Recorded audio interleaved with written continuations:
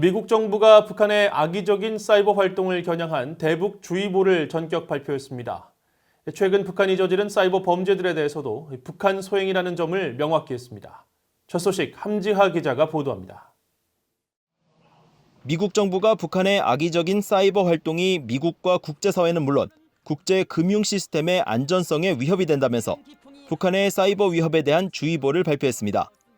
국무부와 재무부, 국토안보부, 연방수사국, FBI가 공동 발표한 이번 주의보는 북한의 불법 활동을 겨냥한 역대 4번째 합동주의보로 북한의 사이버 활동이 전 세계 금융기관에서 자금 탈취를 주요 목적으로 하고 있다는 점을 분명히 했습니다.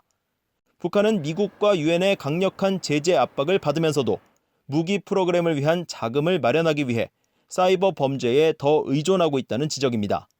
과거 북한이 저지른 사이버 범죄에 대해서는 북한 소행이란 점을 거듭 확인하면서 5건의 구체적인 사례도 명시했습니다. 여기에는 지난 2014년 발생한 소니 영화사 해킹과 미 연준 방글라데시 중앙은행 계좌 해킹으로 8,100만 달러를 탈취했던 사건, 2017년 150여 개국에 피해를 입힌 대규모 워너크라이 랜섬웨어 공격이 포함됐습니다.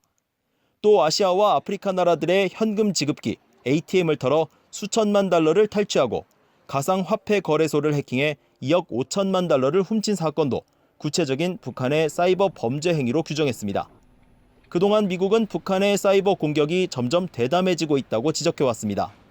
They've become more and more brazen. I don't think they're an existential threat to us in any way, shape, or form right now. However, they are certainly gaining in capability, increasing in capacity.